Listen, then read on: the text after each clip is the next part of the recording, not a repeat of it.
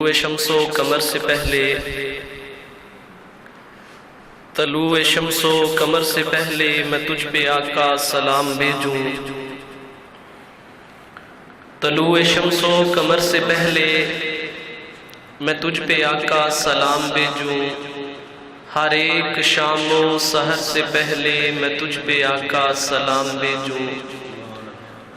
سفر کا آغاز جب کروں میں تو میرے لب پہ ہو نام تیرا۔ سفر کا آغاز جب کروں میں تو میرے لب پہ ہو نام تیرا۔ پلٹ کے آؤں تو گھر سے پہلے میں تجھ پہ آقا سلام بھیجوں۔ خدا کی بیجی کتاب ہو تم، محبتوں کا نصاب ہو تم۔ خدا کی بیجی کتاب ہو تم، محبتوں کا نصاب ہو تم۔ حصول فکر و ہنر سے پہلے میں تجھ پہ آقا سلام بھیجوں۔ اے شہنشاہ مدینہ الصلاۃ والسلام، زینت عرش معلی الصلاۃ والسلام۔ مومنوں پڑھتے رہو تم اپنے آقا پر درود، ہے فرشتوں کا وظیفہ الصلاۃ والسلام۔ اللہ تبارک و تعالی کی حمد و ثنا آقا انعامدار مدنی تاجدار حبیب خدا اشرف انبیاء احمد مجتبی آقا محمد مصطفیٰ صلی اللہ تعالی علیہ وآلہ وصحبہ وبارک وسلم۔ آپ کی بلند و بالا عرفہ و اعلیٰ بارگاہ ناز میں ہدیہ درود و سلام پیش عرض کرنے کے بعد نہایت ہی واجب الاحترام قابل صد احترام معزز محتشم سامعین و حاضرین اور باپردہ رہ کے سننے والی میری ماؤں اور بہنوں، السلام علیکم ورحمۃ اللہ وبرکاتہ۔ دوران خطبہ اللہ رب العزت کے بابرکت کلام میں سے چند الفاظ اور محبوب پاک صلی اللہ علیہ وسلم کے دو فرامین اقدسہ آپ حضرات کے سامنے تلاوت کرنے کا شرف حاصل ہوا۔ اللہ رب العزت کی بارگاہ میں دعا ہے خالق کائنات حق اور سچ بیان کرنے کی توفیق عطا فرمائے۔ اللہ تعالیٰ سن سنا کر قابل اعتقاد باتوں پر عقیدہ اور قابل عمل باتوں پر عمل کی توفیق عطا فرمائے۔ بلا شبہ یہ فتنوں کا دور ہے اور ہر روز ہم اسلام کے حوالے سے ایک نیا فتنہ جنم لیتا ہوا دیکھتے ہیں۔ کبھی وہ وقت تھا کہ اسلام کے کسی ایک زاویے پہ غیر مسلم حملہ کرتے، لیکن اگر آج ہم دیکھیں تو پورے کے پورے اسلام کے پیرائے پہ حملہ کیا جا رہا ہے۔ بنیادی طور پہ اسلام کے چار شعبے ہیں، اجزائے ترکیبیہ کہہ لیں یا چار شعبے کہہ لیں، یعنی مکمل اسلام کو اگر آپ ڈیوائیڈ کریں تو وہ چار جہتوں میں مکمل ہوتا ہے۔ چار چیزیں جب مکمل ہوں تو پھر اسلام بنتا ہے۔ تو وہ اجزائے ترکیبیہ کیا ہیں؟ سب سے پہلی چیز عقائد ہے، اعتقادات جنہیں کہا جاتا ہے۔ اللہ ایک ہے، یہ ہمارا عقیدہ ہے۔ محبوب کریم صلی اللہ علیہ وسلم اللہ کے آخری نبی ہیں، یہ ہمارا عقیدہ ہے۔ جنت ہے، جہنم ہے، جزا اور سزا کا عقیدہ ہے۔ قیامت آنے والی ہے، زندگی ختم ہونے والی ہے۔ ان سب کا تعلق عقائد کے ساتھ ہے، انہیں کہتے ہیں اعتقادات۔ یہ اسلام کا بنیادی ایک جز ہے۔ جو چار اجزائے ترکیبیاں ہیں اس میں سے جو پہلا جز ہے وہ اعتقادات ہے، عقیدہ۔ اس کے بعد عبادات ہے۔ عقائد کے بعد جو رتبہ ہے وہ عبادات کا ہے۔ اب بندے نے کہہ لیا کہ اللہ ایک ہے، لا الہ الا اللہ محمد الرسول اللہ صلی اللہ علیہ وسلم، اللہ اور اس کے رسول پر عقیدہ ہوا، تو پھر اب اس کے لیے عبادات کا حکم ہے کہ وہ ایک دن میں 5 مرتبہ اللہ کے حضور حاضری پیش کرے گا، نماز ادا کرے گا، سال میں 1 مرتبہ روزے اس پہ فرض ہے، صاحب استطاعت ہے تو پھر اس پہ زکوٰۃ بھی فرض ہے، اور اگر اللہ نے طاقت دی ہے تو حج بھی فرض ہے۔ تو یہ عبادات ہے، یہ دوسرا اسلام کا شعبہ ہے۔ پہلا شعبہ اعتقادات ہے، دوسرا شعبہ عبادات ہے، اور تیسرا شعبہ معاملات ہے۔ معاملات کیا ہے کہ ہم نے اپنی زندگی گزارنی ہے، تو اب ہمارے معاملات زندگی میں کیسے ہونے چاہیے؟ ماں کے ساتھ رویہ کیسا ہو، باپ کے ساتھ رویہ کیسا ہو، ہمسائے کے ساتھ سلوک کس طرح کرنا ہے، یعنی معاملات میں زندگی کے مختلف شعبے آتے ہیں، مختلف رشتے اور ناطے، ان کے ساتھ زندگی کیسے گزارنی ہے، یہ ساری چیزیں معاملات میں ہیں۔ اور اسلام نے اب ہمیں ان چیزوں کے بارے میں بھی بتایا کہ ماں ہے تو حضور فرماتے ہیں کہ ماں باپ کے چہرے کو محبت سے دیکھو تو اللہ مقبول حج کا ثواب عطا فرمائے گا۔ تو یہ اسلام کا تیسرا شعبہ ہے جسے معاملات کہتے ہیں۔ اور اسلام کا جو چوتھا شعبہ ہے وہ اخلاقیات ہے۔ اخلاقیات کہ بندے کا معاملہ کیا، اخلاق حسنہ کس قدر اس کے اندر مضبوط ہے۔ تو یہ چار شعبہ اسلام ہے، اجزائے ترکیبیہ کہہ لیں اسلام کی، یعنی چار جب ملتے ہیں اور بندہ ان چاروں پہ عمل کرتا ہے تو پھر وہ کامل مومن بنتا ہے، مسلمان بنتا ہے۔ اب میرا بھی دعویٰ ہے کہ میں مومن ہوں، آپ کا بھی دعویٰ ہے کہ ہم مومن ہیں، میں بھی کہتا ہوں کہ میں مسلمان ہوں، آپ بھی کہتے ہیں کہ ہم مسلمان ہیں، اور یقیناً ہمارا نعرہ بھی ہے کہ غلامی رسول میں موت بھی قبول ہے۔ تو یہ چار شعبہ اسلام ہے، اعتقادات ہیں، اس کے بعد عبادات ہیں، اس کے بعد معاملات ہیں، اور اس کے بعد اخلاقیات ہیں۔ تو آج اگر ہم دیکھتے ہیں تو ان چار شعبہ اسلام پہ جو ہے وہ فتنوں کی دھول پڑی ہوئی ہے۔ ہمارے عقیدوں کو بھی بدل دیا گیا، عقائد وہ نہیں رہے جو رسول پاک صلی اللہ علیہ وسلم نے سکھائے تھے۔ اسلام اور ایمان کا جو بنیادی تشخص محبوب کریم صلی اللہ علیہ وسلم نے 1400 سال قبل مسجد نبوی کے منبر پہ بیٹھ کے صحابہ کو پڑھایا تھا، آج اس میں بہت ساری خرابی پیدا ہو گئی، اور اس میں ہمارے عقیدے جو ہیں ان کو کمزور کیا گیا، اور اس میں بھی جو ہے وہ غیروں کا ہاتھ ملوث ہے کہ انہوں نے اپنے جو ہے وہ پیسے اور روپے سے ایسے علماء پیدا کیے کہ جنہوں نے اسلام کے تشخص اور بنیادی عقائد کو بگاڑ کے پیش کیا۔ تو ہمارے اعتقادات پہ بھی زد ہے اور فتنہ ہے، وہ عقیدہ آج ہمیں نظر نہیں آتا جو عقیدہ رسول پاک صلی اللہ علیہ وسلم نے پڑھایا اور سمجھایا۔ میں بیسیکلی اور بنیادی چیزوں کی بات کر رہا ہوں۔ آقا علیہ الصلوۃ والسلام کے آپ صحابہ کا عمل اٹھا کے دیکھیں، اللہ کے بعد سب سے زیادہ اس دنیا میں وہ جسے بلند ہستی سمجھتے تھے وہ رسول پاک صلی اللہ علیہ وسلم کی ہستی تھی، آقا علیہ الصلوۃ والسلام۔ اور ہمارے پاس سند یہ باتیں موجود ہیں، کہنے والے لا یمکن الثنا کما کان حقہ بعد از خدا بزرگ توئی قصہ مختصر۔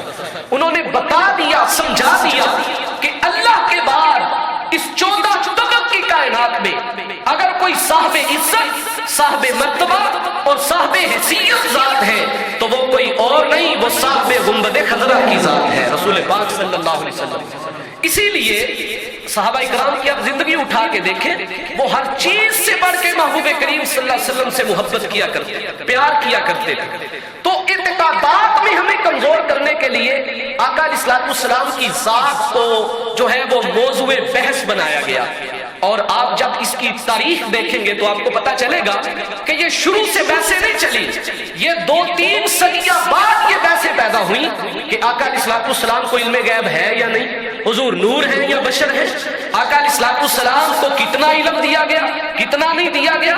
حالانکہ ہمیں تو یہ حکم دیا گیا کہ بس حضور سے محبت کرو، پیمانہ نہیں دیا گیا کہ مانگ کے محبت کرو، ہمارے ہاتھ میں جو ہے وہ میزان نہیں پکڑایا گیا کہ تم تولو کہ محبوب کریم صلی اللہ علیہ وسلم کی ذات اور حیثیت کس قدر جو ہے وہ عظمت کی حامل ہے، یہ ہمیں نہیں کہا گیا، ہمیں بس یہ کہا گیا کہ خدا ایک ہے اور یہ اللہ کے نبی اور آخری رسول ہے صلی اللہ علیہ وسلم۔ بعد میں یہ بحثیں پیدا ہوئی، اور یہ فتنہ ہے۔ آپ اگر پالیٹکس جانتے ہیں تو جو احباب شبہ رکھتے ہیں وہ جانتے ہیں کہ جس شخصیت کو متنازع بنانا ہو اس شخصیت کے بارے میں موضوع گفتگو کیا جاتا ہے، لوگ اس کی بات کرنی شروع ہو جاتے ہیں کہ اس کے معاملات کیا ہیں، وہ کیا کرتا ہے، اور اس کے پاس علم کتنا ہے، اس کی شخصیت کیا ہے، اس کے پاس پیسے کتنے ہیں، مال و دولت کتنی، یعنی جس شخصیت کے بارے میں آپ بات کرنی شروع کریں گے آپ اسے متنازع بنا دیں گے، کوئی کسی نظریے سے اسے مانے گا، کوئی کسی زاویے سے مانے گا۔ تو یہ اعتقادات کو کمزور کرنے کے لیے آقا علیہ السلام کی ذات کے حوالے سے یہ بحثیں ڈالی گئی مسلمانوں میں کہ آقا علیہ السلام کی ہستی کے حوالے سے دیکھو حضور کو علم غیب ہے یا نہیں، نور ہے یا بشر ہے، کتنا علم دیا گیا، کب دیا گیا، یہ سارے معاملات وہ 40 سال پہلے انہیں پتا تھا میں نبی ہوں کہ نہیں، 40 سال کے بعد پتا چلا، یہ ساری چیزیں یہ 3-4 صدیاں بعد یہ بحثیں پیدا ہوئی ہیں۔ کیوں کہ ہمارے اعتقادات پہ زد پڑے اور ہمیں اعتقادات میں کمزور کر دیا جائے، اور ہماری بدبختی یہ ہے کہ ہم آج تک دشمن کی سازش کو سمجھ نہیں سکے، تب صرف اسلام کے ایک زاویے پہ زد تھی، اور آج اگر ہم دیکھتے ہیں تو اسلام کے 4 اجزائے ترکیبیہ میں جو ہے وہ فتنہ پڑا ہوا ہے اور ان کو متنازع فی بنا دیا گیا۔ آج کے مسلمان کو آپ اٹھا کے دیکھیں، کسی کو بھی، میرا بھی دعویٰ اسلام ہے، آپ بھی دعویٰ ایمان کرتے ہیں، میں کہتا ہوں ہم اپنے سامنے رکھیں ہمارے اعتقادات کس قدر جو ہے وہ میل رکھتے ہیں اصحاب رسول کے اعتقادات سے یا قرآن سے یا احادیث مصطفیٰ سے۔ اور دوسری بات، عبادات میں آج کا مسلمان کتنا کمزور ہے۔ ہماری مسجدیں ویران ہیں، نوجوان بازاروں میں کھڑے تو نظر آئیں گے، ڈیروں پہ بیٹھے تو نظر آئیں گے، تاش کی ٹولیوں میں عصر کی نماز کے بعد آپ کو 20 بزرگ نظر آئیں گے، لیکن مسجد میں آپ دیکھیں گے تو مسجد کی چٹائیاں نمازیوں کے انتظار میں منتظر پڑی ہوں گی۔ تو ہمیں اعتقادات میں بھی کمزور کیا گیا، ہماری عبادات میں بھی ہمیں کمزور کیا گیا، ہمارے معاملات میں بھی ہمیں کمزور کیا گیا۔ آج دیکھیں کیا اولاد ماں باپ کی نافرمان نہیں ہے؟ ہمسائے کے حقوق تو دور کی بات ہے، اولاد کو ماں باپ کے حقوق تک یاد نہیں ہے کہ ماں کے حقوق کیا ہیں، باپ کے حقوق کیا ہیں۔ اسلام نے، شریعت نے میری ماں کو، میرے باپ کو کیا حق دیا، میرا ان کے سامنے معاملہ کیا ہونا چاہیے۔ رسول پاک صلی اللہ علیہ وسلم نے ارشاد فرمایا، یہ ہمارا معاشرہ ہے میرے بھائی، آپ سوشل میڈیا سے ریلیٹڈ ہیں اور آپ الیکٹرانک میڈیا دیکھتے رہتے ہیں، ہر دن آپ کو ایسی خبریں ملیں گی کہ فلاں جگہ پہ بیٹے نے باپ کو گھر سے باہر نکال دیا، بیٹے نے ماں کو مارا۔ یہ کون سا اسلام ہے؟ یہ کون سی شریعت ہے؟ اور دعویٰ بھی اسلام کا ہو اور دعویٰ بھی ایمان کا ہو اور شریعت سے اس قدر دور اور اس قدر ہٹ کے ہم اپنے معاملات کو کریں، تو یہ ہمارے معاملات پہ ذات تھی۔ اور ہمیں مغرب نے یہ بتایا کہ جب تو بالغ ہو جائے تو تیرے ماں باپ کو کوئی اختیار نہیں تجھ پہ، اور ہم نے ان سے وہ معاشرہ اڈاپٹ کر لیا اور ہم نے وہ فکر، وہ سوچ ان سے لے لی، ہم بھی وہی رویہ رکھنے لگے جو ان کا رویہ تھا۔ ہمیں مغرب کا معاشرہ اور تہذیب نہیں چاہیے، ہمیں تو رسول پاک صلی اللہ علیہ وسلم کا فرمان چاہیے۔ میرے نبی پاک صلی اللہ علیہ وسلم نے ارشاد فرمایا تھا، حضور سے پوچھا گیا، اللہ کے پیارے حبیب، ماں باپ اگر کافر ہو، مشرک ہو، تو ان کے بارے میں پھر جو ہے وہ اولاد کے بارے میں کیا حکم ہے کہ کیا کرے؟ آقا علیہ السلام نے فرمایا، ماں باپ کافر بھی ہوں تو اولاد کا حق ہے اپنے ماں باپ کی فرما برداری کرے، اپنے ماں باپ کو ناراض نہ کرے۔ کسی بزرگ سے کسی نے سوال کیا کہ ماں باپ جو ہے وہ اگر کافر ہو، مشرک ہو، بد عقیدہ ہو تو کیا ان سے بھی محبت کرے؟ تو وہ بزرگ سمجھانے لگے، بزرگوں کا انداز مثال سے سادہ انداز ہوتا ہے، سمجھ میں بھی بات آ جاتی ہے آسانی کے ساتھ۔ وہ بزرگ کہتے ہیں، مجھے یہ بتاؤ کہ اگر کہیں پہ آگ لگی ہو، آگ، اور اس آگ کو بجھانا ہو تو کیا گندے پانی سے وہ آگ بجھ جائے گی کہ نہیں؟ پانی گندا ہو، یعنی بذات خود پانی صاف نہیں ہے، ستھرا نہیں ہے، سیب کا پانی ہے، گٹر کا پانی ہے، نالے کا پانی ہے، گندا پانی ہے، تو اگر آگ لگی ہوئی ہے تو آگ پہ اس پانی کو ڈالو گے، آگ بجھے گی کہ نہیں بجھے گی؟ تو وہ کہنے لگا یہ تو ظاہر سی بات ہے، آگ تو بجھ جائے گی، پانی اگرچہ گندا ہے۔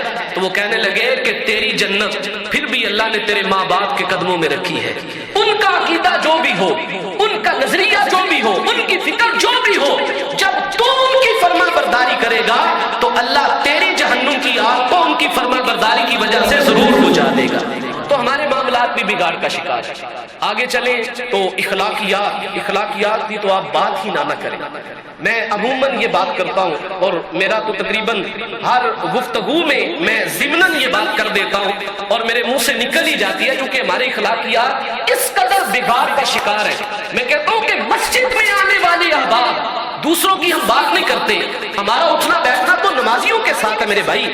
میں ڈیرے پہ یا جو ہے وہ بازار میں پھٹے پہ نہیں بیٹھتا یا تاش والوں کے پاس نہیں، کیونکہ اللہ نے منصب یہ دیا ہے تو نمازیوں سے میل جول زیادہ ہے، وقت زیادہ گزرتا ہے۔ تو میں کہتا ہوں کہ جب ہم آپس میں اپنے جو ہے وہ اخلاق کو دیکھتے ہیں، آپس میں جو مسجد میں آنے والے احباب ہیں، تو سر پکڑ کے بیٹھ جاتے ہیں، یار ان کا یہ حال ہے تو جو بیچارہ نہیں آتا اس کی حالت کیا ہوگی، اس کی حالت کیا ہوگی۔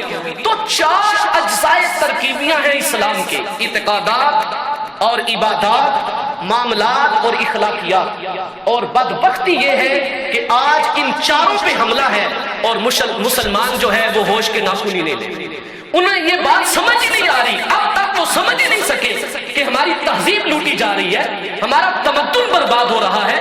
ہم آقا علیہ السلام نے جو اسلام کی تصویر اور نقشہ پیش کیا تھا، ہم نے اسے بگاڑ کے رکھ دیا، اپنے نظریات، اپنی فکر، اپنی سوچیں، اپنے معاملات کو دخل دے دیا، اور وہ جو اصل میں اسلام کی تصویر تھی، رخ تھا اسلام کا، اور وہ جو حقانیت تھی اسلام کی، اس کو یکسر ہم بھول گئے اور بھولتے چلے جا رہے ہیں۔ تو آج ضرورت اس عمل کی ہے، لیکن ہماری بدبختی کیا ہے کہ اگر پہلی بات تو یہ ہے کہ ہم مساجد سے روشناس ہی نہیں ہے، ہمارا وقت ہی نہیں گزرتا مسجدوں میں، اور اگر کوئی مسجد میں آ بھی جائے اور کبھی جمعے والے دن ہم آ جاتے ہیں مسجد میں تو پھر وہ ہمیں اپنی روٹین پتہ ہے کہ ہم مسجد میں کب آتے ہیں اور کس نظریے سے آتے ہیں، یہ بھی آپ ذہن میں رکھیں۔ نظریہ کیا ہوتا ہے کہ بس رسمن ہم نے نماز جمعہ ادا کرنی ہے، رسمن، وگرنہ اگر نماز جمعہ کی نیت سے آتے ہیں تو پھر نماز جمعہ پورا پڑھ کے جائے نا، ادھر سلام پھیرتی ہے، اور چند احباب ہوتے ہیں جو خطبہ بھی پورا سنتے ہیں، بعض کو تو اتنی جلدی ہوتی ہے وہ خطبہ بھی جو ہے وہ کھڑے کھڑے سن لیتے جاتے جاتے، اور آخری دعا میں بھی شامل نہیں ہوتے، بات کی رکھتے اللہ یہ حافظ ہے، کوئی پڑھتا ہے کہ نہیں پڑھتا۔ کتنے احباب ہوتے ہیں جب جماعت کھڑی ہوتی ہے تو وہاں تک نمازی ہوتے ہیں، اور جب سلام پھیر کے دعا کا وقت ختم ہوتا ہے تو کتنے نمازی رہ جاتے ہیں جو سنتے ادا کر کے جاتے ہیں۔ رسمن ہم نماز جمعہ بھی رسمن ادا کرتے ہیں، رسمن، عبادت کے طور پہ نہیں۔ عبادت وہ ہوتی ہے جو حضور کی سنت ہو، آقا علیہ السلام کی سنت اللہ کی عبادت ہے نا، تو میرے نبی پاک صلی اللہ علیہ وسلم کی سنت تو یہ نہیں تھی جو آج ہمارا انداز ہے نماز پڑھنے کا، جمعہ پڑھنے کا یا باقی عبادات کرنے کا۔ ہم نے تو اپنی طرف سے معاملات جو ہے وہ ڈال دیے، تو ہم اس کو عبادت نہیں کہہ سکتے، رسمن ہم نماز جمعہ ادا کرنے کے لیے آتے ہیں، تو اس قدر بگاڑ کا شکار ہے۔ لیکن ہم آج تک یہ بات نہیں سمجھتے، جب کوئی آ بھی جائے تو پھر ہمارے ممبروں پہ وہ ذمہ داری ادا نہیں کی جاتی۔ انہیں کیا سنایا جاتا ہے؟ سیف الملوک۔ کیا سنایا جاتا ہے؟ میاں محمد بخش عارف کھڑی رحمت اللہ تعالی علیہ، ان کا کلام میرے بھائی ضرور سننا چاہیے، اس میں کوئی حرج نہیں، لیکن میاں محمد کے کلام کو سن کے اگر بندہ جھومے اور حضرت محمد کے کلام کو سن کے اسے بوریت محسوس ہو، بوریت محسوس ہو، وہ کہے جی شعر سنائیں تو ساری رات مجھے بٹھائے رکھیں، میں بیٹھوں گا، کانفرنس ہے ساری رات آپ بات کریں میں سنتا رہوں گا، شعر سنائیں میاں صاحب کے، سیف الملوک حضرت سلطان باہو کے بزرگ ہیں، ان کی عظمت کو سلام، انہوں نے بھی باتیں وہی کی جو دین کی تھی، لیکن ضمناً انہوں نے آقا علیہ السلام کی حدیث کا ترجمہ کیا۔ میں کہتا ہوں ترجمہ سننے کے لیے ساری رات بھی بیٹھو، اور وہ حدیث مصطفیٰ اگر کوئی بیان کرے تو تمہیں بوریت محسوس ہو اور تم کہو کہ میرا تو جو ہے وہ دل ہی نہیں کر رہا بات سننے کو۔ میں کہتا ہوں تو یہ نہ دیکھ کہ بات کر کون رہا ہے، تو یہ دیکھ بات کر کس کی رہا ہے، وہ کس کی بات کہہ رہا ہے۔ آقا علیہ السلام کا فرمان تجھے سنا رہا ہے، اللہ کا کلام تمہیں سنا رہا ہے، اور یہ بات تجھے، اور ہمارے معاملات کیا ہیں، ہمیں شکوہ تو اپنوں سے بھی ہے کہ ہمارے جو علماء کا منصب ہے وہ تو یہ ہونا چاہیے تھا، سوچ کیا بن گئی کہ عوام ہمیں کیا دیتی ہے، یہ سوچ ہے کہ عوام ہمیں کیا دیتی ہے۔ میں کہتا ہوں ضرورت اس امر کی ہے، آج علماء یہ نہ سوچیں کہ عوام ہمیں کیا دیتی ہے، وہ یہ سوچیں کہ آقا کی امت لٹ رہی ہے، میں آقا کی امت کو کیا دے رہا ہوں، میں حضور کی امت کو کیا دے رہا ہوں۔ ہماری گھروں میں زندگی غیر شرعی ہو گئی، ہماری بچیوں کے سروں سے دوپٹہ اتر گیا، ہمارے گھروں سے قرآن کی تلاوتیں رخصت ہو گئی، وہ نوجوان کہ جس کی جیب میں سورہ یاسین پڑی رہتی تھی، وہ نوجوان جس کی جیب میں گنبد خضرا کے نقش پڑے رہتے تھے، آج اس کی جیب میں کنجریوں کی تصویریں ہوں، اور آج اس کے موبائل میں انڈیا کے گانے ہوں، اور وہ نوجوان جو مسجدوں کی زینت ہوا کرتے تھے آج آپ کو ڈیروں پہ نظر آئے، بازاروں پہ نظر آئے، گلیوں میں چوراہوں میں نظر آئے، اور بے حیائی کرتے ہوئے نظر آئے۔ میں کہتا ہوں ضرورت ہے اس چیز کی، ہمیں ان چیزوں کی طرف توجہ کرنی ہے۔ محبوب کریم صلی اللہ علیہ وسلم کا فرمان اقدس ہے، آقا نے ارشاد فرمایا اے میری امت 4 افراد میں سے کوئی ایک بن جانا تو تم کامیاب ہو جاؤ گے، 4 میں سے ایک بننا، 5واں نہ بننا، 4 میں سے ایک بننا تو کامیاب ہو، 5واں بنا تو پھر فرمایا ہلاکت میں مبتلا ہو جاؤ گے۔ اللہ کے حبیب وہ 4 کون سے؟ فرمایا کن عالمن، اگر ہو سکے تو میری شریعت کا عالم بن جائے، میری شریعت کا عالم بن جائے. بچہ ابھی ماں کے پیٹ میں ہوتا ہے، ماں باپ کی گفتگو شروع ہوتی ہے، آنے والا جب آئے گا تو اس کی زندگی میں اسے کیا بنانا ہے. ماں کہتی ہے ڈاکٹر بناؤں گی، باپ کہتا ہے انجینئر بناؤں گا. تو کلمہ پڑھتا ہے رسول اللہ کا، دونوں میں سے ایک کو بھی خیال نہیں آیا کہ یہ جو آنے والا اللہ نے دیا ہے یہ مسلمان بن کے آ رہا ہے، مسلمانوں کے گھر میں پیدا ہو رہا ہے. کسی نے چاہت سے کہا کہ یہ آنے والا اللہ خیر و عافیت سے ہمیں عطا کرے تو میں اس بچے کو اللہ کے دین کے لیے وقف کروں گا، اللہ کے دین کے لیے وقف کروں گا. پھر اہمیت کیا ہے؟ کس چیز کو ہم نے اہم سمجھا؟ کہاں گئی وہ بات کہ غلامی رسول میں موت بھی قبول ہے؟ صرف زبان کی حد تک بات ہے، دل میں نہیں اتری یہ بات. وہ ایک بزرگ کہتے ہیں کہ میں نے ایک طوطا رکھا ہوا تھا، طوطا. تو وہ کہتے ہیں کہ میں اسے سمجھایا کرتا تھا، سکھایا کرتا تھا اللہ اللہ. تو کہتے ہیں میری محنت سے وہ اللہ اللہ بولنا سیکھ گیا. تو کہتے ہیں ایک دن جو ہے وہ پنجرے کا دروازہ کھلا رہا تو بلی آئی اور اس طوطے کو پکڑ لیا. کہتے اس کی آواز سن کے میں بھی نکلا تو میں نے دیکھا کہ بلی نے اس کی گردن کو دبوچا ہوا ہے اور وہ اللہ اللہ نہیں کر رہا، وہ ٹیں ٹیں کر رہا ہے، یعنی جو اس کی بولی تھی. تو کہتے ہیں میں حیران ہوا کہ میں تو اسے سکھایا تھا اللہ اللہ کرنا اور یہ جو ہے وہ وقت نزاع جب ضرورت ہے زیادہ ذکر کرنے کی یہ اپنی بولی بول رہے ہیں، وہ اللہ اللہ کہاں پہ گیا؟ تو کہتے ہیں پھر میرے دل نے کہا کہ میں نے اسے سکھایا تھا اللہ اللہ کرنا لیکن اللہ اللہ اس کے حلق سے نیچے نہیں اترا تھا، دل میں نہیں اترا تھا. اگر دل میں اترا ہوتا تو پھر وقت نزاع بھی اس کی زبان پہ ٹیں ٹیں نہ ہوتی بلکہ اللہ کا ذکر ہوتا. تو میں کہتا ہوں گھر میں شادی ہے، مسجد میں نعرہ لگا کے گئے ہیں غلامی رسول میں موت بھی قبول ہے اور وہاں پہ اپنی ماں بہنوں بیٹیوں کو دوسروں کے سامنے جو ہے وہ ننگا کر رہے ہیں، سروں پہ دوپٹے اترے ہوئے اور غیر محرموں کے ساتھ کہہ کے لگ رہے ہیں اور کہتے ہیں کہ میں غلامی رسول میں مجھے موت بھی قبول ہے. تو ہمیں سوچنا چاہیے کہ ہم کہاں پہ کھڑے ہو کے اپنی زندگی گزار رہے ہیں، کون سا اسلام اور کس کو دھوکہ دے رہے ہیں؟ کیا اللہ کو دھوکہ دے رہے ہیں معاذ اللہ، اللہ کے رسول کو دھوکہ دے رہے ہیں؟ ان اللہ علیم بذات الصدور، فرمایا تیرا رب وہ ہے جو سینوں میں چھپی ہوئی بات کو بھی جانتا ہے. 4 دن مصلی پہ کھڑا ہو کے 5 دن نعرے لگا کے ہاتھ بلند کر کے گلا پھاڑ کے یہ مسجد میں کہہ کے گیا ہے غلامی رسول میں موت بھی قبول ہے اور گھر میں زندگی غیر شرعی ہے. تو کیا سمجھتا ہے؟ اپنے رب کو دھوکہ دے رہا ہے، اپنے نبی کو دھوکہ دے رہا ہے؟ نہ بلکہ فرمایا خود اپنے آپ کو دھوکہ دے رہا ہے. تجھے خبر ہی نہیں، تیری عصمت کو لوٹا جا رہا ہے، تیری عظمت کو لوٹا جا رہا ہے، تیری شخصیت کو برباد کیا جا رہا ہے، تیری حیثیت کو بلایا جا رہا ہے، تیری تہذیب، تیرا تمدن اور تیری وہ تعلیمات جو رسول پاک صلی اللہ علیہ وسلم نے فرمایا تھا یہ روشنی کا منارہ ہے، ان کو چھینا جا رہا ہے اور ہم رفتہ رفتہ ان ساری چیزوں کو قبول کرتے چلے جا رہے ہیں. کہاں پہ جا کے ہم ٹھہریں گے؟ کہاں پہ جا کے ہم ہوش کے ناخن لیں گے؟ کہاں پہ جا کے ہم سمجھیں گے کہ ہمارے ساتھ کیا ظلم ہو رہا ہے؟ حضرت علامہ اقبال نے کہا تھا تہذیب میں تم ہو نصارہ تو تمدن میں حنود، یہ مسلمان ہے جسے دیکھ کے شرمائے یہود.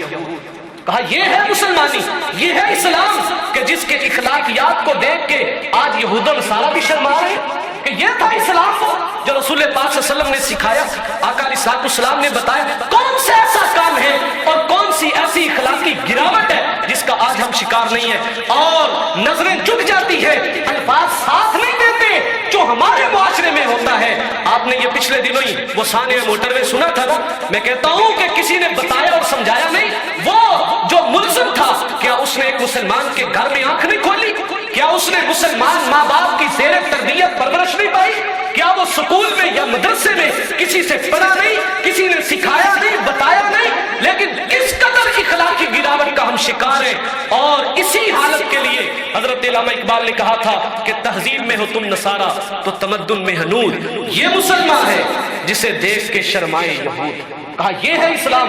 حضرت سعد بن ابی وقاص رضی اللہ تعالیٰ عنہ آپ لشکر کے سپہ سالار ہیں، بیت المقدس کی طرف لشکر جا رہے ہیں اور زیادہ تر لشکر میں تعداد نوجوانوں کی ہے. تو بیت المقدس میں عیسائیوں نے اپنی لڑکیوں کو بے آبرو یعنی بے لباس کر کے سامنے کھڑا کر دیا 2 رویا قطار میں کہ مسلمان آئیں گے. اکثریت نوجوانوں کی ہے، تمہاری طرف نظر اٹھے گی تو ایمان متزلزل ہو جائے گا، وہ جذبہ نہیں رہے گا تو پھر لڑ بھی نہیں سکیں گے. کامیابی جذبہ دلاتا ہے، تو جب یہ جذبہ ایمانی ختم ہو گیا تو پھر کامیابی کس چیز کا نام ہے؟ پھر تو نعرے لے جائیں گے، وہ بھی کھوکھلے ہوں گے، ان میں بھی کوئی اثر نہیں رہے گا. تو انہوں نے اپنی لڑکیوں کو یوں جب بے لباس کر کے کھڑا کیا، حضرت سعد بن ابی وقاص کی یوں نظر پڑی تو جو ہے وہ اپنی مہار گھوڑے کی بوڑی اور اپنے لشکر والوں کو مخاطبہ کیا، کہا کہ سنو، تمہاری آنکھوں نے رخ مصطفیٰ دیکھا ہے، تمہاری آنکھوں نے جلوہ مصطفیٰ دیکھا ہے، تم نے وہ چہرہ دیکھا ہے جس چہرے پہ رب بھی فدا ہو گیا، تم نے تو صورت دیکھی ہے جس صورت کی قسمیں اللہ نے قرآن میں اٹھائی ہیں، تمہیں بتایا گیا، سمجھایا گیا، وَالضُّحَىٰ وَاللَّيْلِ إِذَا سَجَىٰ، حسن کے جتنے بھی زاویے ہیں وہ سارے تمہارے نبی کے قدم چومتے ہوئے نظر آتے ہیں، تم نے وہ رخ دیکھا ہے جس رخ کو دیکھنے کے بعد کسی کو دیکھنے کی طلب نہیں رہتی، ضرورت نہیں رہتی۔ انہوں نے تمہارا ایمان لوٹنے کے لیے اپنی بچیوں کو بے لباس کر کے سامنے کھڑا کر دیا۔ آج تمہارے ایمان کو آزمایا جائے گا، تمہارا ایمان ان کی طرف دیکھتا ہے یا پھر تم اپنے خیالات میں رخ مصطفیٰ کو دیکھتے ہو، رخ مصطفیٰ کو دیکھتے ہو صلی اللہ علیہ وسلم۔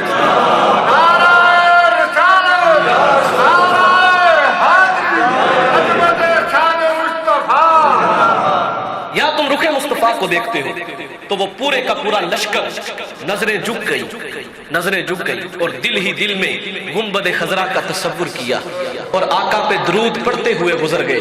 جب اس انداز میں چڑھتی ہوئی نوجوانیوں والے جوانوں کو دیکھا گیا تو انہوں نے تو یہ چیز ہی کہیں نہیں دیکھی تھی، وہ تو انسان کو حیوان سمجھا کرتے تھے۔ ان خواہشات کے جو ہے وہ پیدا کرنے کے لیے اور پورا کرنے کے لیے انسان پیدا ہوا ہے، یہ ان کا مطمع نظر تھا۔ جب انہوں نے دیکھا کہ چڑھتی ہوئی جوانیاں ہیں لیکن سامنے بیل کھڑی ہے، نظر کسی کی بھی نہیں اٹھی، تو ان کے بڑے کہنے لگے ان کو شہر کی چابیاں دے دو، جن کے جوانوں کا یہ کردار ہو اس قوم کو کوئی تباہ نہیں کر سکتا، کوئی پسپا نہیں کر سکتا۔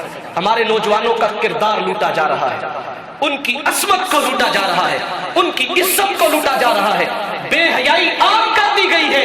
کس کے ہاتھ میں موبائل نہیں ہے؟ میں کہتا ہوں موبائل لے کے دو بچے کو، لیکن دینے سے پہلے اسے چلانے کا طریقہ بھی بتا دو، سمجھا دو کہ بیٹا یہ کس لیے تو نے چلانا ہے، اللہ کی حدود کیا ہے، اللہ کے رسول کی حدود کیا ہے، شریعت نے کہاں تک ہمیں حد دی ہے، ہم نے کس طرح اسے یوز کرنا ہے۔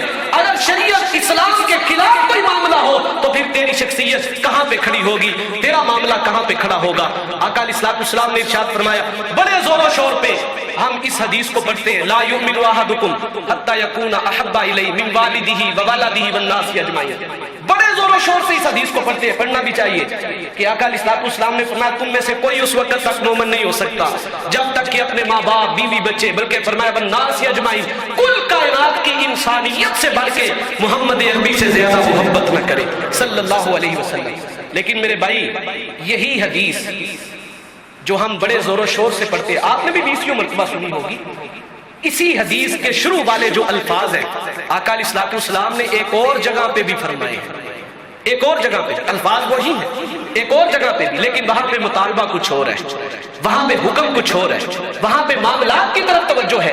یہ تو بڑے زور و شور سے سنتے ہیں، اس وقت میں کوئی مومن نہیں جب تک ہر چیز سے بڑھ کے رسول اللہ سے محبت نہ کرے۔ بیان کرنا چاہیے اور ضرورت بھی ہے، لیکن میرے بھائی اس کے ساتھ ساتھ وہ دوسری حدیث بھی بیان کرنی چاہیے جس حدیث میں محبوب کریم صلی اللہ علیہ وسلم نے ارشاد فرمایا، کیا آقا فرماتے ہیں لا یؤمن احدکم حتی یکون ہواہ تبعا لما جئت بہ۔ آقا علیہ السلام فرماتے ہیں تم میں سے اس وقت تک کوئی مومن نہیں ہو سکتا، کب تک؟ فرمایا جب تک کہ اپنی طبیعت میری شریعت کے موافق نہ کر دے، اپنی طبیعت میری شریعت کے موافق نہ کر دے، وہ مومن ہی نہیں ہو سکتا۔ آج معاملات دیکھ لیں، آپ دین کی بات کریں، اسلام کی بات کریں، لوگ کہتے ہیں جی میری طبیعت نہیں مانتی۔ بابا تیری طبیعت کا عمل دخل کیا ہے؟ بات شریعت کی ہے، بات اسلام کی ہے۔ اور لوگ پوچھتے ہیں کہ اگر یہ اس طرح نماز نہ پڑھے، اس طرح پڑھ لے تو نماز ہو جاتی ہے۔ میں کہتا ہوں نماز تو ہو جاتی ہے، فرض بھی ادا کر لیں گے، لیکن آپ دیکھیں نا نماز کی کچھ شرائط ہیں، کچھ فرائض ہیں۔ شرائط اور فرائض ضروری چیزیں ہوتی ہیں، ان کے بغیر کوئی چیز قابل قبول نہیں ہوتی۔ آپ جو ہے وہ کسی درزی کے پاس جائیں اور اسے جو ہے وہ کپڑا سلائی کرنے کے لیے دیں، اسے کہیں جی یہ میرا ماپ ہے، اس ماپ کے مطابق آپ نے کپڑا سلائی کرنا ہے، تو آپ نے شرط لگا دی نا کپڑے پہ کہ میں کپڑا وہ لوں گا، قمیض وہ لوں گا جس کے کف اس طرح کے ہوں گے، جس کا کالر اس طرح کا ہوگا اور جس کی پیمائش اور ماپ اس طرح کا ہوگا۔ تو اگر وہ درزی اس پیمائش اور ماپ سے اوپر نیچے سلائی کر دے تو آپ وہ کپڑا لیں گے؟ بولے تو صحیح، کیوں نہیں لیں گے؟ کپڑا بھی وہی ہے۔ اس درزی نے محنت بھی کی ہے، دھاگا بھی لگایا ہے، کیوں نہیں لیں گے؟ کیونکہ وہ کپڑا آپ کی شرط کے مطابق نہیں ہوا، آپ کی شرط کے مطابق نہیں ہوا۔ اسلام طبیعت کا نام نہیں ہے، ایمان طبیعتوں کا نام نہیں ہے، اسلام شریعت کا نام ہے۔ شریعت نے شرائط بتا دی، حدود بتا دیے، قیود بتا دیے۔ اب کوئی اپنی طبیعت کو اسلام سمجھتا پھرے تو یہ اس کا وہم ہے۔ اسلام وہی ہے جو شریعت کی حدود اور قیود کے ساتھ ہوگا، جو شریعت کی حدود کے ساتھ ہوگا، اس کی شرائط کے ساتھ ہوگا۔ تو ضرورت ہمیں اس امر کی ہے، اپنی نوجوان نسل کو بربادی پہ جانے سے روکیں اور ان کو بتائیں کہ بیٹا تو نے کلمہ رسول اللہ کا پڑھا ہے، تو نے اللہ کو ایک مانا ہے، تو اسلام میں جو ہے وہ داخل ہوا ہے، مسلمان ہے، تیرے ساتھ میں اسلام کی عزت کا تاج ہے، کیوں کسی کی طرف دیکھتا ہے؟ کیوں ہماری مسجدیں ویران ہیں اور نوجوان نسل جو ہے وہ کیوں اسلام اور ایمان سے دور ہوتی چلی جا رہی ہے؟ میرے بھائی ہمیں ضرورت اس امر کی ہے، ہم نے اس نوعیت، اس کیفیت کے ساتھ کبھی اپنے بچوں کو سمجھایا ہی نہیں، بتایا ہی نہیں ہم نے۔ میں کہتا ہوں آپ کتنے افراد بیٹھے ہوئے ہیں یہاں پہ، کتنے افراد بیٹھے ہیں، ایمانداری سے آپ اپنے دل پہ ہاتھ رکھ کے بتائیں زندگی کتنی گزر گئی، کتنی گزر گئی۔ اللہ نے اولاد بھی دی، کبھی اولاد کو بیٹھ کے آپ نے بتایا کہ ہمارا خدا ایک ہے؟ ماں باپ نے، ماں باپ جن کی آواز سب سے زیادہ تاثیر رکھتی ہے بچپن میں اولاد کے لیے، ماں باپ کی آواز، اور بالخصوص ماں کی آواز اور باپ کی آواز میں اللہ نے اولاد کے لیے تاثیر رکھی ہے، اثر رکھا ہے۔ کبھی بتایا اپنے پاس بٹھا کے کہ بیٹا جس نبی کا کلمہ پڑھتے ہو اس نبی کے یہ حکم ہے؟ میں تو کہتا ہوں ہماری تہذیب کو برباد تو شروع سے کیا گیا۔ جو پہلا قاعدہ ہمارے بچے کو پڑھایا جاتا ہے وہ پتہ نہیں قاعدہ بنانے والے ان کا بھی فکر اور ان کی بھی سوچ کیا تھی، انہوں نے قاعدہ یہ تو بنایا الف انار اور بے بکری، انہیں یہ خیال نہیں آیا کہ الف سے اللہ اور بے سے بسم اللہ بھی بنتا ہے اور تے سے توبہ بھی بنتا ہے۔ شروع سے ہی ہمارے بچوں کو لوٹا جا رہا ہے۔ آپ نے کبھی آکسفورڈ کا نصاب دیکھا کہ میرے بچوں کو کیا پڑھایا جا رہا ہے اسکول میں؟ کبھی آپ نے سوچا، کبھی دیکھا کہ میرے بچوں کو کیا نصاب پڑھایا جا رہا ہے؟ ان کی شخصیت کس معیار کے تحت جو ہے وہ بنائی جا رہی ہے؟ کہیں اس کے نصاب میں اسلام کی حدود کا انکار تو داخل نہیں کیا گیا، کہیں اس کی شخصیت میں جو ہے وہ ایمان سے دوری کے اسباب تو داخل نہیں کیے گئے۔ کون ہے ایسا ذمہ دار جس نے اپنے بچوں کے نصابی کتاب کو دیکھا ہو؟ روزمرہ کے معاملات کو ذمہ داری ہے۔ آقا علیہ الصلوۃ والسلام نے واضح طور پہ فرمایا، حضور فرماتے ہیں تم میں سے ہر بندہ بادشاہ ہے اور اس کو اس کی عیال کے بارے میں پوچھا جائے گا۔ باپ اپنے گھر کا بادشاہ ہے، پوچھا جائے گا تجھے اولاد دی تھی، بیٹے دیے، بیٹیاں دی، بتا ان کو میرا بھی دین سکھایا پڑھایا یا کچھ اور ہی کرتا رہا؟ کیا کیا تو نے اپنی اولاد کے ساتھ؟ کیا کیا تو نے جو ہے وہ اپنی بچوں کے ساتھ، اپنی بیٹیوں کے ساتھ؟ ضرورت ہے اس چیز کی ہم اپنے بچوں کو وہ تعلیم دیں، وہ معاملات سکھائیں جو رسول پاک صلی اللہ علیہ وسلم نے ہمیں بتایا تھا، آقا علیہ الصلوۃ والسلام نے ہمیں سکھایا تھا۔ میں بڑی معذرت سے عرض کرتا ہوں اور یہ ساری باتیں ضروری ہیں، اس لیے میں کہہ رہا ہوں کہ آج ضرورت ہے ان باتوں کی۔ وہ جس طرح وہ ہمارے بزرگ ہیں وہ فرماتے ہیں، ہمارا معاملہ یہ ہو چکا ہے کہ شوگر کا جو مریض ہوتا ہے اس کو میٹھا کھلائیں تو وہ بچے گا یا مر جائے گا بیچارہ؟ بولیں تو صحیح نا۔ شوگر کا مریض ہو جسے ڈاکٹر نے میٹھے سے منع کیا ہے اور بندہ اسے کھیر بنا کے سامنے رکھ دے یا حلوہ سامنے رکھ دے، ہے تو میٹھا، کھیر ہے تو میٹھی، بندہ سامنے رکھ دے لیکن مریض وہ شوگر کا ہے، تو کھلائیں گے میٹھا شوگر کے مریض کو تو مر جائے گا۔ وہ کہتے ہیں کہ پوری امت اس وقت شوگر کی مریض ہے، انہیں سیف الملوک نہ سناؤ، یہ تو پہلے ہی مر چکے ہیں۔ دین اور ایمان شریعت دور دور تک نظر نہیں آتی، انہیں سیف الملوک نہ سناؤ، میاں محمد کا کلام نہ سناؤ، انہیں حضرت محمد کا کلام سناؤ، آقا علیہ الصلوۃ والسلام کی بات بتاؤ، انہیں رسول پاک صلی اللہ علیہ وسلم کا فرمان سناؤ، انہیں سناؤ کہ یہ حدیث ہے، آقا علیہ الصلوۃ والسلام نے اس حدیث میں یہ فرمان فرمایا۔ ذہنی تعیش کی طرف امت چلی گئی، ساری رات جو ہے وہ گانے کی طرزوں پہ نعتیں ہوتی ہیں اور لوٹ پوٹ ہوتے رہتے ہیں لوگ، اور نہ عشاء پڑھ کے آتے ہیں نہ صبح اٹھ کے فجر پڑھتے ہیں، پھر کہتے ہیں کہ دین کا حق ادا کیا، اسلام کا حق ادا کیا۔ ضرورت ہے ہم اپنے بنیادی عقائد سے جو ہے وہ اپنے بنیادی عقائد سے واقف ہوں اور ان کی طرف توجہ رکھیں۔ محبوب کریم صلی اللہ علیہ وسلم کا یہ فرمان اقدس ہم وقت ہمارے سامنے ہو۔ آقا فرماتے ہیں تم میں سے اس وقت کا کوئی مومن نہیں ہو سکتا جب تک کہ اپنی طبیعت کو میری شریعت کے موافق نہ کرے۔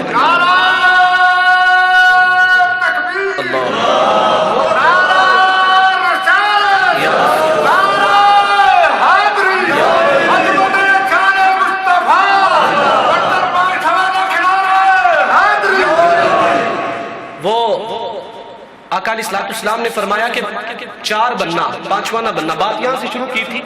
حضور نے سب سے پہلے فرمایا کن عالما، اگر ہو سکا تو میری شریعت کا عالم بن جانا، میری شریعت کا عالم بن جانا. عالم، میری شریعت کا عالم بننا. اور اگر عالم بننے کی اللہ توفیق نہ دے تو پھر فرمایا او متعلما، پھر ساری زندگی طالب علم بن کے گزار دینا. کتنے احباب ہیں نماز 5 وقت پڑھتے ہیں لیکن انہوں نے باقاعدہ طور پہ کسی سے وضو کرنا سیکھا ہو کسی سے وضو کرنا کہ وضو کا طریقہ کیا ہے، کسی عالم دین کے پاس بیٹھ کے بتایا ہو کہ میں نماز پڑھنے آتا ہوں، اللہ نے توفیق دی ہے، مجھے بتائیں کہ وضو کا طریقہ کیا ہے، کس طرح وضو کیا جاتا ہے، نماز کی کتنی سنتیں ہیں، میں نے قیام میں کس طرح کھڑے ہونا ہے، رکوع میرا کس طرح ہوگا، سجدہ کس طرح ہوگا، تشہد کس طرح ہوگا. کتنے لوگ ہیں دنیا کمانی تو سیکھ لی، وقت بھی لگایا، ٹائم بھی لگایا، لیکن دین سیکھنے کے لیے وقت ہی نہیں نکلتا، ٹائم ہی نہیں نکلتا. آقا علیہ الصلوۃ والسلام نے فرمایا 4 بننا، 5واں نہ بننا، ہلاک ہو جاؤ گے. فرمایا عالم بننا، اگر عالم نہ بن سکے او متعلما، فرمایا پھر طالب علم بننا. علم کی شان کیا ہے؟ حضرت دادا علی اجمیری رحمۃ اللہ تعالی علیہ نے ایک بات لکھی، وہ میں آپ حضرات میں گوش گزار کرنا چاہتا ہوں. یہ عبرت کے لیے یہ بات اپنے جو ہے وہ دل کے کانوں سے سنیے اور دیکھیں کہ ہم نے اسلام اور ایمان کے علم کو کتنی حیثیت دی ہوئی ہے. ایک طرف جو ہے وہ سکول کی تعلیم ہے اور ایک طرف دین کی تعلیم ہے. سکول کی تعلیم کے حوالے سے بچوں سے ہمارا رویہ کیا ہوتا ہے اور دین کی تعلیم کے حوالے سے بچوں کے ساتھ رویہ کیا ہوتا ہے، یہ کہنے کی ضرورت نہیں. میں اور آپ ہم سب اپنے گریبان میں جا کے تو ہمیں خود ہی اندر سے جواب مل جائے گا کہ ہمارا انداز کیا ہے. بچے اگر سکول نہیں جاتے تو باپ بھی پوچھتا ہے، ماں بھی پوچھتی ہے، اور اگر مسجد میں پورا ہفتہ نہ آئے، جب تک قاری صاحب پیغام نہ بھیجے کسی کو خبر ہی نہیں ہوتی کہ بچہ پورے ہفتے سے مسجد میں نہیں گیا. تو کیا حیثیت ہم نے دی ہے دین کو، اسلام کو. حضرت دادا علی اجمیری لکھتے ہیں کہ آقا علیہ الصلوۃ والسلام کی بارگاہ میں ایک نوجوان بیٹھا تھا، خوب رو نوجوان، سونا خوبصورت چڑھتی ہوئی جوانی. آقا علیہ الصلوۃ والسلام اس سے گفتگو فرما رہے تھے کہ اتنے میں حضرت جبریل آ گئے. حضرت جبریل آ کے عرض کرتے ہیں اللہ کے حبیب یہ نوجوان جو آپ کے سامنے بیٹھا ہے اس کی زندگی کے چند لمحے باقی رہ گئے، چند لمحے اس کی زندگی کے باقی رہ گئے، بس یہ چند سانسوں کا مہمان ہے، کچھ پل اس دنیا میں گزارے گا پھر رخصت ہو جائے گا. تو جب حضرت جبریل نے پیغام دیا تو آقا علیہ الصلوۃ والسلام نے اس نوجوان کو بتایا. حضور نے فرمایا بھی نوجوان تیری زندگی کی چند سانسیں باقی ہیں، کچھ پل ہیں، چند لمحے تیری زندگی کے باقی ہیں. تو اب جب اس نوجوان نے سنا، اگر آج کا نوجوان ہوتا تو وہ کیا کہتا، مرنا تو ہے، میں 4 کو مار کے مروں گا. لیکن وہ نوجوان میرے نبی کے مدرسے کا نوجوان، آقا علیہ الصلوۃ والسلام سے پڑھنے والا نوجوان، اور وہ کیا کہتا کہ چند سال سے رہ گئی ہیں، ماں کو ملاؤں، باپ کو ملاؤں، یا فلاں دوست سے فلاں سے میں ملاقات کر رہا ہوں. نہ، آقا علیہ الصلوۃ والسلام نے فرمایا نوجوان جا، اگر کسی سے ملاقات کرنا چاہتا ہے، تیری ماں ہے، باپ ہے، بھائی ہیں، بہنیں ہیں، رشتہ دار ہیں، دوست احباب ہیں، جا اگر کسی سے ملنا چاہتا ہے، چند لمحے باقی ہیں تو ملاقات کر لے. تو وہ نوجوان آقا علیہ الصلوۃ والسلام کے قدموں کو پکڑ کے کہنے لگا اللہ کی حبیب یہ جو چند سانسیں ہیں اگر پوری زندگی بھی ہوتی تو میں آپ کے قدموں پہ گزار دیتا. ماں کے پاس جاؤں، میں یہ سمجھتا ہوں کہ میری ماں اتنی مہربان نہیں جتنا میرا رسول مہربان ہے، جتنا میرا حبیب مہربان ہے. تو آقا میں تو آپ کے پاس یہ چند لمحے گزاروں گا. تو آقا علیہ الصلوۃ والسلام نے فرمایا اچھا پھر اگر تو ان چند لمحوں کو سب سے اعلیٰ طریقے سے گزارنا چاہتا ہے، کس طرح اعلیٰ طریقے سے گزارنا چاہتا ہے، تو پھر حضور فرماتے ہیں طریقہ میں بتا دیتا ہوں، اشتغل بالتعلم، تو مجھے شریعت کے مسئلے پوچھتا جا، میں تجھے بتاتا جاتا ہوں. جس کی چند سانسیں ہیں اس کو شریعت کے مسئلوں کے بارے میں کہا جا رہا ہے، جس نے کسی کو بتانے بھی نہیں، چونکہ زندگی ختم ہو رہی ہے. لیکن آقا علیہ الصلوۃ والسلام نے عمل وہ بتایا جو سب اعمال کی جان تھا. حضور نے فرمایا تو مجھ سے شریعت سیکھتا چلا جا، میں تجھے سکھاتا چلا جاتا ہوں. اس انداز میں جب تیری موت واقع ہوگی تو یہ اعلیٰ ترین موت ہوگی، یہ اعلیٰ ترین موت ہوگی. فرمایا کن عالما، اگر ہو سکے تو عالم بن، عالم نہیں بن سکے او متعلما، فرمایا پھر طالب علم بن جانا، سیکھنا زندگی بھر اور اپنی زندگی گزارنے کے طریقے شریعت معاملات سیکھتے رہنا، طالب علم بننا. پھر کہا اگر طالب علم بھی نہ بن سکے تو فرمایا او سامع العالم، پھر کسی عالم کو سننے والا بن جانا، کسی عالم کو سننے والا، علماء کی مجلس میں جانا، کسی عالم کو سننے والا بننا. اور فرمایا اگر یہ بھی توفیق نہ ہو او محبا، پھر علم والوں سے محبت کرنے والا بننا. چار آقا علیہ السلام نے فرمایا چار چیزیں ہیں، اگر پانچواں بنو گے تو ہلاک ہو جاؤ گے۔ چار میں سے کوئی ایک رہنا، عالم بننا یا طالب علم بننا یا پھر اہل علم کی مجلس میں جانے والا بننا یا پھر ان سے محبت کرنے والا بننا۔ چار بننا، پانچواں نہ بننا ورنہ ہلاک ہو جاؤ گے۔ یہ تیرے اور میرے نبی مصطفیٰ صلی اللہ علیہ وسلم بتا کے جا رہے ہیں، آقا علیہ السلام یہ سمجھا کے جا رہے ہیں۔ میرے بھائی آج ہمیں ضرورت ہے دین کی طرف آئیں، شریعت کی طرف آئیں، اپنے معاملات کو دیکھیں، اپنے اخلاقیات کو دیکھیں، اپنی عبادات کو درست کریں، اپنے معاملات کو درست کی طرف لائیں۔ ہمیں ضرورت نہیں ہے کسی چیز کی، اسلام مکمل ضابطہ حیات ہے، مکمل، ہمیں کسی چیز کی محتاجی ہے ہی نہیں۔ ہمیں تو رسول پاک صلی اللہ علیہ وسلم نے ماں کی گود سے لے کے قبر تک کے لیے بتا دیا کہ زندگی کیسے گزارتی ہے۔ اگر تو بچپن میں ہے تو تیرا بچپن ماں باپ کی فرما برداری میں، ماں باپ کی شخصیت اور حیثیت تیرے سامنے کس طرح کی ہو۔ حضور فرماتے ہیں ماں باپ کے سامنے بچے کی حالت یہ ہونی چاہیے جیسے باغا ہوا غلام پکڑا جائے تو اسے پکڑ کے مالک کے سامنے پیش کیا جائے، جو اس کی حالت ہے اس طرح اولاد کی حالت اپنے ماں باپ کے سامنے ہونی چاہیے، اپنے ماں باپ کے سامنے ہونی چاہیے۔ میرے نبی پاک صلی اللہ علیہ وسلم نے واضح طور پہ یہ ساری چیزیں بتا دی۔ ہمیں ضرورت ہے ان چیزوں کو سیکھنے کی۔ آج ہمارے اعتقادات پہ بھی زد پڑ رہی ہے اور ہماری عبادات میں بھی ہمیں کمزور کیا جا رہا ہے، معاملات بھی ہمارے درستگی کا جو ہے وہ معاملہ نہیں ہے، اور ہماری اخلاقیات بھی جو ہے وہ گراوٹ کا شکار ہے۔ چار اجزائے ترکیبیاں ہیں اسلام کے۔ فرمایا اعتقادات، سب سے پہلا اپنا عقیدہ درست کرو قرآن اور حدیث کے مطابق۔ دوسرا فرمایا عبادات میں مضبوطی اختیار کرو، 5 وقت کی نماز فرض ہے، سال میں 1 مرتبہ رمضان کا روزہ فرض ہے۔ فرمایا اللہ نے استطاعت دی ہے، صاحب استطاعت و صاحب نصاب ہو تو زکوٰۃ فرض ہے۔ لیکن آج ہمارا کیا معاملہ ہے؟ ہمارے ملک میں ہمارے نوجوان بے نمازی ہو گئے، ہماری بچیاں بے حیائی کا شکار ہو گئی، اور ہمارے لوگ جو ہے وہ دین اور اسلام سے دور ہو گئے، افسر حرام خور ہو گئے، اور ہم حکمران جو ہے وہ بے غیرتی کی زندگی گزار رہے ہیں اور باغیوں کے ساتھ مل گئے۔ اور یہ بات ذہن میں ہے، بس میں آخری بات کر کے بات کو ختم کرتا ہوں، ٹائم بھی ہو چکا ہے۔ اگر کوئی بندہ چھپ کے گناہ کرے نا، چھپ کے گناہ کرے تو وہ گناہ گار ہے۔ وہ کیا ہے؟ گناہ گار۔ چھپ کے گناہ کرے تو وہ گناہ گار ہے، اور اگر کوئی جماعت مل کے گناہ کرے تو پھر وہ باغی ہے، باغی، وہ بغاوت کرتے۔ جماعت ہے پوری، مل کے وہ گناہ کر رہے ہیں، یعنی کثیر الجماعت لوگ ہیں اور مل کے گناہ کر رہے ہیں تو پھر وہ بغاوت کر رہے ہیں۔ پھر کیا کر رہے ہیں؟ بغاوت۔ تو ہم دین اور اسلام سے بغاوت کر رہے ہیں۔ کتنے لوگ ہیں جو نماز پڑھنے نہیں آتے؟ 10 20 25 لوگ کسی ڈیرے پہ بیٹھے ہو، اذان کا وقت ہو جائے، وہ 25 میں سے کسی ایک کو توفیق نہیں ہوتی اٹھ کے مسجد کی طرف آئے اور دوسروں کو کہے اٹھو بھائی نماز کا وقت ہو گیا، چلو مسجد میں، یہاں بھی تو بیٹھے ہو، کیوں نہیں مسجد جا رہے؟ مل کے ہم گناہ گاری کی طرف جاتے ہیں، اور یہ گناہ نہیں صرف، یہ بغاوت ہے اللہ اور اس کے رسول کے ساتھ۔ اللہ برا ہے، اور 25 میں سے کسی ایک کو بھی توفیق نہیں ہوئی، مل کے گناہ کر رہے ہو اور مل کے بیٹھے ہوئے ہو، بغاوت کر رہے ہو اللہ اور اس کے رسول سے۔ پھر کہتے ہو ہم لٹے کیوں، ہماری شخصیت اور ہماری حیثیت برباد کیوں ہو گئی؟ پوری دنیا میں 57 اسلامی ممالک ہے اور آج مسلمان سلوک کی چکی میں پس رہے ہیں۔ طاقت بھی ہے، اکثریت بھی ہے، 1 ارب 40 کروڑ کے لگ بھگ تعداد ہے۔ پوری دنیا میں سب سے زیادہ جس مذہب کو مانا جاتا ہے وہ اسلام ہے، 57 اسلامی ممالک، اور خیر سے ملک پاکستان کو تو اللہ نے جو ہے وہ ایٹمی قوت بھی بنایا ہے۔ اس کے باوجود برما دیکھیں، شام دیکھیں، فلسطین دیکھیں، کشمیر دیکھیں، پوری دنیا اٹھا لیں، جہاں بھی ظلم نظر آئے گا، ظالم کافر نظر آئے گا، مظلوم مسلمان نظر آئے گا۔ کیوں؟ اس لیے کہ ہم نے اسلام کو چھوڑ دیا، ہم نے دین کو چھوڑ دیا، ایمان کو چھوڑ دیا۔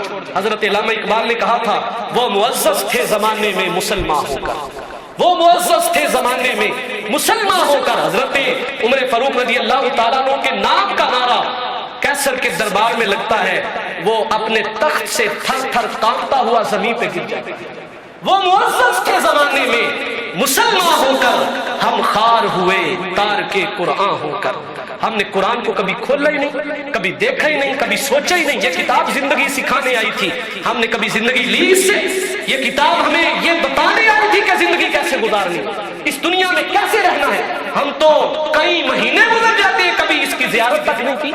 وہ وقت گزر گیا جب میں عموماً یہ کہتا ہوں ہماری عمر کوئی زیادہ تو نہیں، میری 27 سال عمر ہے، میں پیچھے دیکھتا ہوں اپنا بچپن، آج سے 20 سال پہلے آپ لگا لیں، 21 سال پہلے میں دیکھتا ہوں جب ہم مسجد میں جایا کرتے تھے، مسجد میں نماز پڑھنے یا صبح فجر کے بعد قرآن پاک کی تعلیم حاصل کرنے، تو مسجد میں جو ہے وہ اگر کوئی تھوڑا لیٹ ہو جاتا تو اسے طاق سے قرآن نہیں ملا کرتا تھا۔ اس روٹین سے لوگ قرآن کی تلاوت کیا کرتے تھے. جب مسجد سے چھٹی ہوتی گھر نکلتے گھر کی طرف آتے تو گھروں میں مائیں بہنیں بیٹیاں اور بڑی بڑی عورتیں چھتوں پہ چڑھ کے اونچی آواز سے قرآن کی تلاوت کیا کرتی. آج کہاں گیا وہ ماحول اور کہاں گئی وہ تہذیب اور کہاں گیا وہ معاشرہ؟ یہ 20 سالوں میں ہم اس قدر بدل گئے، اس قدر قرآن سے دوری آئی. آپ مسجد میں دیکھیں فجر کی نماز ہوتی ہے، لوگ سیر کرنے تو جائیں گے لیکن قرآن کی تلاوت کو وقت نہیں دیں. سیر کرنے تو چلے جائیں گے، سیر میں گھنٹہ لگائیں گے لیکن قرآن پڑھنے کے لیے 10 منٹ نہیں نکلیں گے، 10 منٹ نہیں نکلیں گے. میرے بھائی ہم جہاں پہ کھڑے ہیں یہ ذلت تب تک ہمارا مقدر رہے گی جب تک ہم اپنے آپ کو بدلیں گے نہیں. اللہ نے فرمایا ان اللہ لا یغیر ما بقوم حتی یغیروا ما بانفسہم. جو قوم خود اپنے آپ کو نہیں بدلتی اللہ بھی اس کی حالت نہیں بدلتا.